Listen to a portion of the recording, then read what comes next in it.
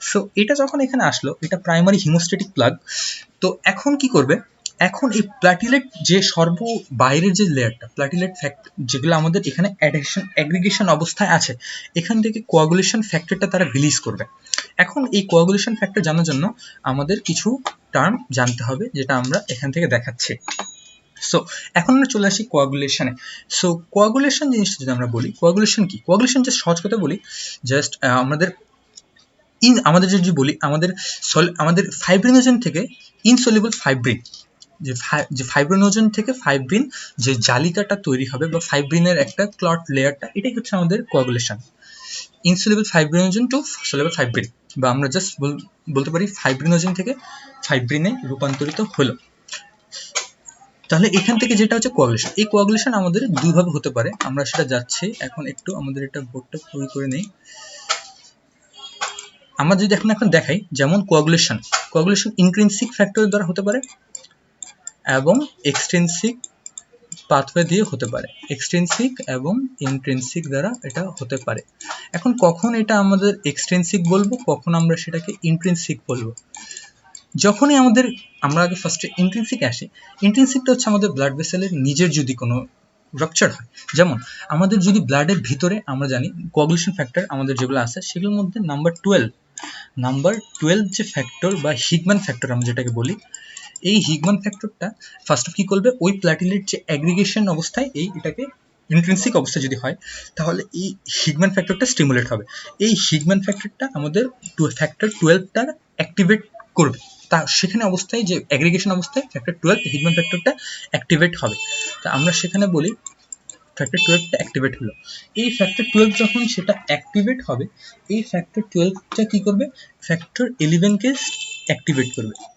এটা আমাদের factor 11কে activate করলো। ফ্যাক্টর 11 যখন অ্যাক্টিভেট হবে, এটা আদার ফ্যাক্টর 9 ওর আদার যেগুলো আছে আমাদের ফ্যাক্টর, আমাদের ফসফোলিপিড বা আমাদের ক্লটিং ফ্যাক্টর 8 বা ক্যালসিয়াম, এগুলো সবার স্টিমুলেশনে এটা আমাদের ফ্যাক্টর 10টা তৈরি করবে। ইনঅ্যাক্টিভ ফ্যাক্টর 10কে অ্যাক্টিভ ফ্যাক্টর 10-এ কনভার্ট করবে। এখন এই অ্যাক্টিভ ফ্যাক্টর 10 যেটা আছে, এটা আমাদের কি করবে, এটা আমাদের নর্মাল কাজ করবে। যেমন আমরা সেটা জানি, প্রথ্রম্বিনকে থ্রম্বিনে করবে, প্রথ্রম্বিন টু থ্রম্বিন। এই থ্রম্বিন যখন হলো, এই থ্রম্বিন কি করবে, আমাদের ফাইব্রিনোজেনকে ফাইব্রিনে রূপান্তর করবে। এই ফাইব্রিনোজেন থেকে এটা আমাদের ফাইব্রিন বা জালক হিসাবে সেটা তৈরি করবে। আচ্ছা, যখনই আমাদের ইন্ট্রিনসিক ফ্যাক্টর যেটা কাজ করতেছে, যখন আমাদের ফাইব্রিনটা এখানে তৈরি হয়ে গেল, তখন ফাইব্রিনেশন ফ্যাক্টর 13 রিলিজ হয়, যেটা কি হচ্ছে ফাইব্রিন স্টেবিলাইজিং ফ্যাক্টর আমরা যেটা জানি, বা থ্রম্বিন স্টেবিলাইজিং ফ্যাক্টর। ফাইব্রিন না, এটা হচ্ছে থ্রম্বিন স্টেবিলাইজিং ফ্যাক্টর, যেটা কি করবে, আমাদের এই জালিকাটাকে আরো স্টেবিলাইজ করবে। এই আমাদের যে ক্লট যেটা ফর্মেশন হলো সেটাকে আরো স্টেবিলাইজ করবে। যেমন এখান থেকে ব্লাড ভেসেলের মাধ্যমে আগে প্ল্যাটিলেট অ্যাগ্রিগেশন হওয়ার পর এখান থেকে এই ফাইব্রিনটা এসে এটাকে স্টেবিলাইজ করবে। যখনই ফাইব্রিন এসে তারপর থ্রম্বিন স্টেবিলাইজিং ফ্যাক্টর 13 এসে এটাকে স্টেবিলাইজ করলো, তখন এটা হচ্ছে সেকেন্ডারি হিমোস্ট্যাটিক প্লাগ। যখন এটা আমাদের ব্লাড ভেসেলের ভিতর হচ্ছে, তখন এটাকে আমরা বলি থ্রম্বাস ফর্মেশন হয়েছে। এবং যদি এটা আমাদের ব্লাড ভেসেল বা আমাদের সার্কুলেটরি সিস্টেমের বাইরে হয়, দেন সেটাকে আমরা বলি ক্লট। আচ্ছা, এখন আমরা আসি এক্সটেন্সিকে কি হয়, আমাদের এন্ডোথেলিয়াল সারফেস যেটা ছিল আমাদের ব্লাড ভেসেলের, এন্ডোথেলিয়াল সারফেস থেকে আমাদের টিস্যু ফ্যাক্টর রিলিজ হয়। যখন আমাদের এক্সটেন্সিক পাথওয়েতে ব্লাডটা আমাদের কোয়াগুলেশনে যাবে, তখন আমাদের টিস্যু ফ্যাক্টর রিলিজ হয়। এই টিস্যু ফ্যাক্টর যখন আমাদের রিলিজ হচ্ছে, সো আমাদের টিস্যু ফ্যাক্টরটা কি করে, যখন এন্ডোথেলিয়াল সেল রাপচার হলো, টিস্যু ফ্যাক্টরটা এন্ডোথেলিয়াল সেল থেকে সিক্রেশন হলো। এই টিস্যু ফ্যাক্টরটা আমাদের ফ্যাক্টর 7কে অ্যাক্টিভেট করে। Factor 7 activate. এই ফ্যাক্টর 7 যখন অ্যাক্টিভেট হয়, তখন এটা আবারও ক্যালসিয়াম, ফসফোলিপিড ওর আদার্স যেগুলো আছে সেগুলোর সহায়তায় ফ্যাক্টর 10কে অ্যাক্টিভেট করে। ফ্যাক্টর 10 যখন অ্যাক্টিভেট হবে, এটা আবারও প্রথ্রম্বিনকে থ্রম্বিনে রূপান্তরিত করবে, আবার থ্রম্বিন ফাইব্রিনোজেন থেকে ফাইব্রিন এর তৈরি করবে। এই ফাইব্রিনটা এখানে তৈরি হলো, আবার ফাইব্রিনটা এখানে ক্লট হিসাবে ফর্মেশন হবে। এখানে একটা জিনিস খেয়াল করেন, আমাদের ইন্ট্রিনসিক এবং এক্সটেন্সিভ দুটোতেই আমাদের এটা আসলো। এবং এখানে কমন কোয়াগুলেশন একটা পাথওয়ে আছে যেটাকে আমরা বলি 10A থেকে, এই যে এতটুকু দেখেন, এই আমাদের 10A যেখান থেকে এই এতটুকু এবং এখান থেকে এতটুকু 10, এটা কিন্তু দুই জায়গাতেই আমাদের কমন, এতটুকু আমাদের এখান থেকে বাকিটা কমন, এই জন্য আমরা বলি কমন কোয়াগুলেশন পাথওয়ে। একটা প্রশ্ন আমাদের প্রায় চলে আসে যে আমাদের যদি আমাদের একটা কন্টেনার বা একটা টেস্ট টিউবের মধ্যে ব্লাড ক্লট করে, যদি টেস্ট টিউবটা পরিষ্কার হয় তখন সেটা কি পাথওয়েতে যাবে? তখন সেটা আমাদের ইন্ট্রিনসিকে যাবে। কেন? কারণ যখনই আমাদের ওই ব্লাড ভেসেলের মধ্যে যখন আমাদের ব্লাড ভেসেল কন্টেনারটা কিন্তু অনেক মানে খুবই, বা যদি বারবার আমরা পরিষ্কার করি তাহলে কন্টেনারের মধ্যে ব্লাড ভেসেল যখন আমরা বাইরে থেকে নিয়ে আসলাম তাহলে এখান থেকে কিন্তু সেটা ক্লট করবে। তাহলে এটা মিন করে কি?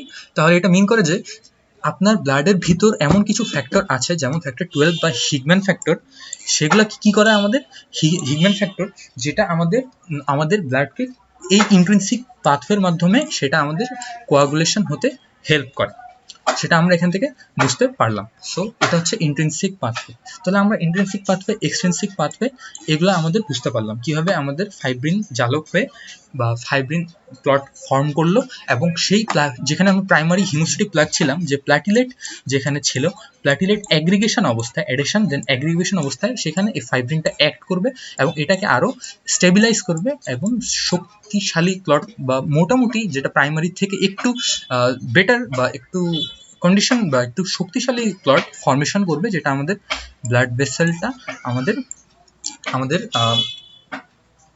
ক্লটের হাত থেকে বা যে ক্লট করে ব্লিডিংটা বন্ধ করবে। এটা কিন্তু খেয়াল রাখার বিষয়, এখানে মাইনর ব্লাড ভেসেলের ক্ষেত্রে কোয়াগুলেশন এটা কাজ করবে, এটা আমরা সকলেই জানি। মাইনর ব্লাড ভেসেল যদি রাপচার হয় কোয়াগুলেশনটা আমাদের এখানে কাজ করে। সো কোয়াগুলেশন কি? ফাইব্রিনোজেনটা ফাইব্রিনে রূপান্তরিত হলো, ফাইব্রিনোজেন দেন ফাইব্রিনটা এখানে ক্লট করলো, দেন এখান থেকে আমরা আসলো। এখন আমরা এই কোয়াগুলেশন আমাদের সবকিছু বুঝলাম যে আমরা primary hemostatic plug, secondary hemostatic plug.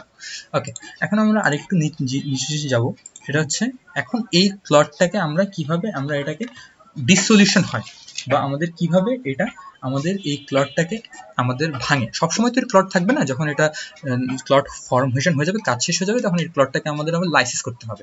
দেন এই ক্লাসটা কি করবে, ওই যে আমাদের আবার টিস্যু প্লাজমিনোজেন অ্যাক্টিভেটর এখান থেকে আসবে।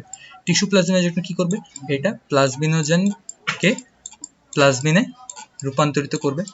এই প্লাজমিনটা আমাদের কি করবে, যখন আমাদের এটা প্লাজমিন আসবে, এই প্লাজমিন কি করবে, ফাইব্রিনোলাইসিস করবে। এটা আমাদের ফাইব্রিনোলাইসিস, যে ফাইব্রিনটাকে সেটা লাইসিস করবে, তাহলে এটা ফাইব্রিনটা আমাদের এটা আর ক্লট থাকবে না।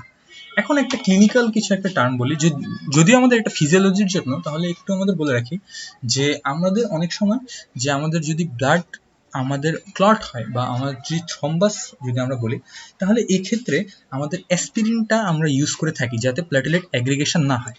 সেক্ষেত্রে আমরা যখন অ্যাসপিরিনটা ইউজ করি, অ্যাসপিরিনের মেকানিজমটা হচ্ছে কি, এটা সাইক্লোঅক্সিজেনেজ যে এনজাইমটা আছে COX, এটাকে ইনহিবিট করে।